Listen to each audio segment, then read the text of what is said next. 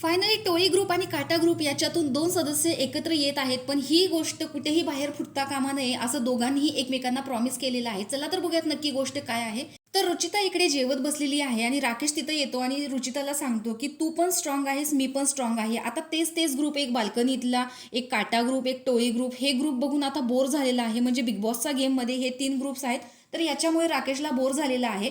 तर आपण एक काम करू शकतो की आपण दोघं एकत्र येऊ शकतो, पण ही गोष्ट बाहेर कुणाला नाही कळली पाहिजे. पण ज्यावेळेस हे सगळ्यांना समजेल की त्यावेळेस त्यांना शॉक बसला पाहिजे.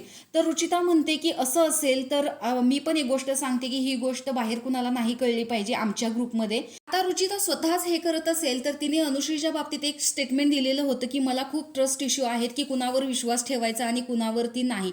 तर इथे असं होऊ शकतं की या दोघांची आत्ताच कुठे लव्ह स्टोरी चालू झालेली होती.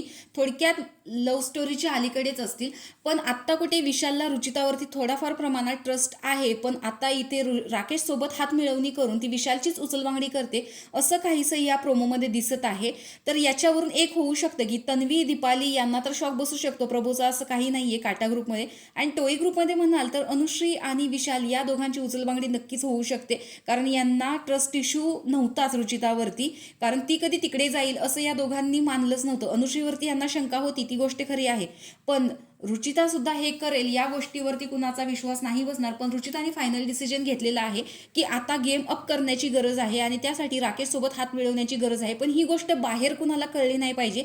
हे दोघांनीही एकमेकांना प्रॉमिस केलेलं आहे. पहिल्यांदाच या दोघांचा हा डिसिजन बघून सरप्रायझिंग वाटत आहे, कारण या दोघांचं एकमेकांशी कधीच पटत नव्हतं, तरी सुद्धा हे दोघं जण हात मिळवणी करतायत, कारण बिग बॉसच्या घरामध्ये सगळ्यांना शॉक लागला पाहिजे की हे दोघं कधी एकत्र आले. तर अशा पद्धतीचा गेम पालटण्याचा इथे या दोघांचा विचार चालू आहे. तर तुम्हाला यांचा डिसिजन कसा वाटला हे कमेंट बॉक्समध्ये नक्की सांगा. अशाच बिग बॉसच्या अपडेटसाठी आपल्या चॅनलला सबस्क्राईब करा. तोपर्यंत बाय.